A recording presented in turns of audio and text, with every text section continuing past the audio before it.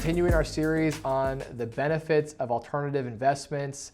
The last video I spoke about what are alternative investments, why do these exist, why can I invest in them now, and why am I hearing more about this, right?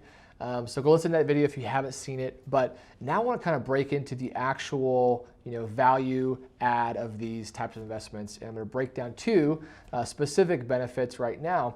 The first is one that's maybe overlooked but is extremely important, and it's that private alternative investments, and specifically real estate, are generally uncorrelated to the broader market, uncorrelated to the public market, the stock market, right? And uncorrelated is a fancy word, but it simply means the ups and downs of the public markets, of the stock market, do not necessarily correlate with the private market.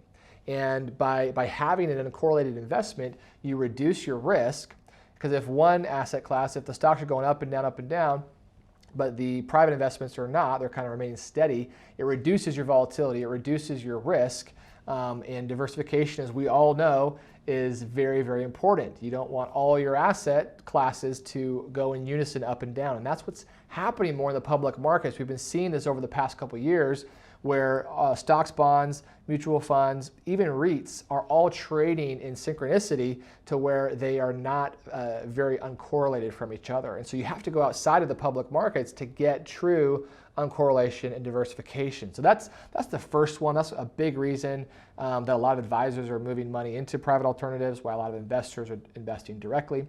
And that's kind of the next point that I want to make. And another benefit is direct ownership of assets. So when you invest in, say, a REIT on the public markets, generally you're not directly owning the assets. You're getting the benefits of ownership of the tangible real estate. And in REITs, you're going to have a massive amount of fees that are going to draw down the performance and the yield you can get from there.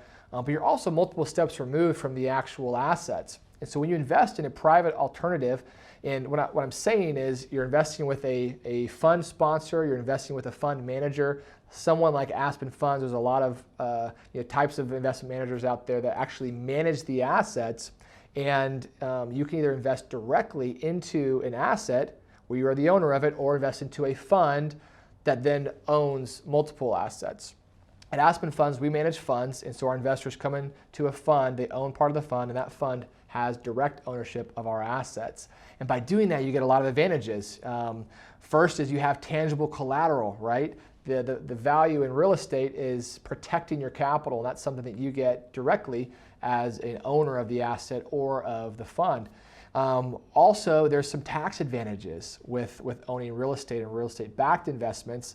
The two most common are long-term capital gains and depreciation for tax shielding. So those are things that you get when you're investing directly into the asset that you don't generally get if you're investing in the public markets. So those are our two little quick ones for you right now. We have a lot more resources, and I've actually talked about the other benefits on the website here. You can go to aspenfunds.us and find more resources there, and stick around for more videos. We've got more coming your way on the other benefits.